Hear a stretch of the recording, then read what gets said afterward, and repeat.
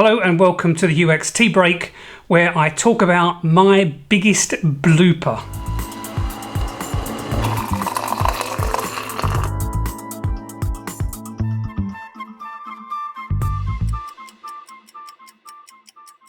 So this question comes from Marco Kramer. Marco is a student in my Udemy course, and he asked the question in the course's Facebook group. And his question is, would you mind talking about your biggest blooper, what happened, and how did you fix it?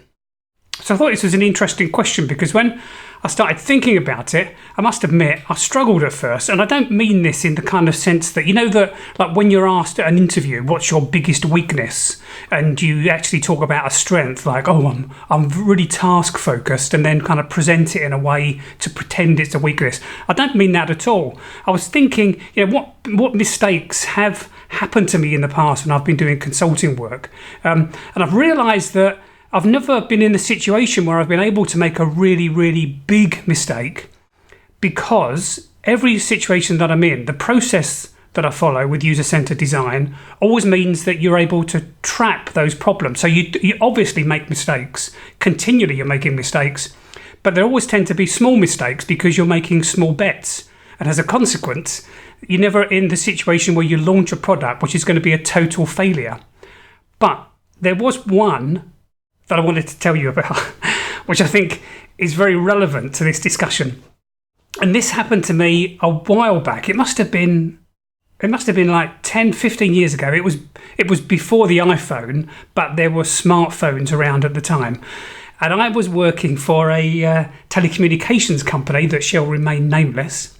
And that telecommunications company, I was working with them in a consulting role, but it was unusual because typically with my consulting assignments, they're the order of weeks, months at most. But this one, I was there for over a year because I was covering for somebody that was on maternity leave.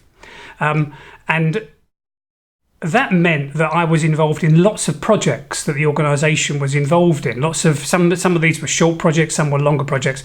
But there was one in particular that I remember that I think is germane for this question, and that was a project that came in one day, and the project manager wanted to meet with me and the team, and he said, we've got this really interesting project that we're working on at the moment, and we'd like you to see what it's like. So I asked him about the project, and it was a kind of, in a nutshell, it was like a pop chart for ringtones. The idea was that people would go to a website and they would be able to purchase a ringtone and play that ringtone on their mobile phone. So immediately I think, this is just, it's a crazy idea. People aren't even paying for music. Why are they going to pay for ringtones?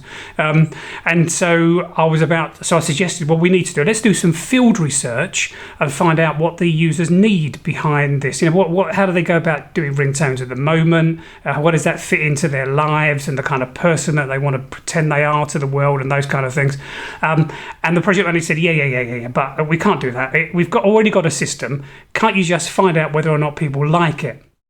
Now, you'll know from other YouTube videos here that I don't think that's a particularly good approach. So I suggested instead, look, we don't do finding out whether people like it. That's market research. What we can do, though, is we can look at this thing that you've got and find out whether people can use it. Can they use it to download ringtones? Can they use it to compare ringtones?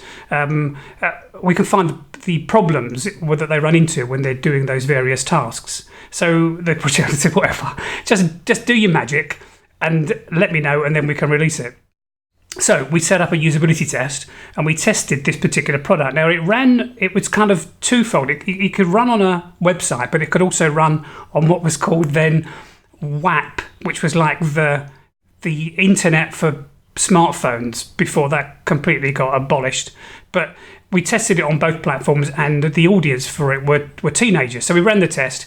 They weren't very communicative, as you would expect with teenagers. You get the odd grunt, but we got their behaviour, and that mattered because we found a couple of really important problems which actually stopped people from purchasing the ringtones in the first place. So we told the project manager about this. Thanks very much, he said, and then they released it, and I just left it because knowing that the thing was going to be a complete failure, I kind of didn't want to be too associated with it, really.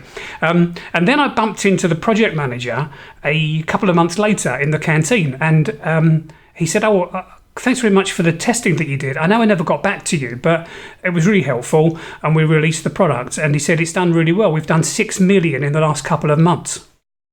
I said, "What? You've done 6 million?" He said, "Yeah." He said, "It's been terrifically successful. We've it's even, I think it was even impacting the pop charts, the purchases that people made on here were actually having an impact on the real life pop charts as well." And I was absolutely astonished, because in my mind, this was going to be a dog. This was no way was this going to be successful.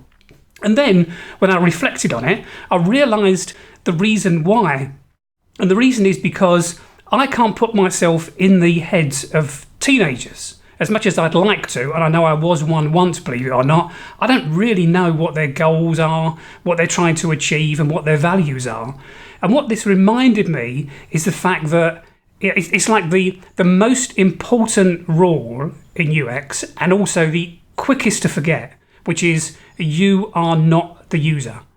And as a consequence, because I was only approaching it from my own perspective, what I would never use this thing. It's crazy. I know how to do recordings on my phone and then load them into iTunes, which you could do at the time, and create your own ringtone. But clearly, these teenagers didn't. It wasn't the way they worked. They would prefer to buy one or get their parents to buy one for the equivalent of about £1.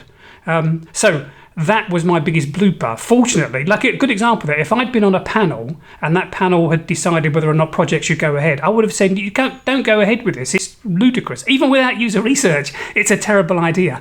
And it shows you how easy it is to fall into that trap of thinking that you're the user when in fact you're not. So Marco, I hope that answered your question. If you like the video, please give it a thumbs up and post a question below, and I'll get around to it and address it in one of these tea break videos.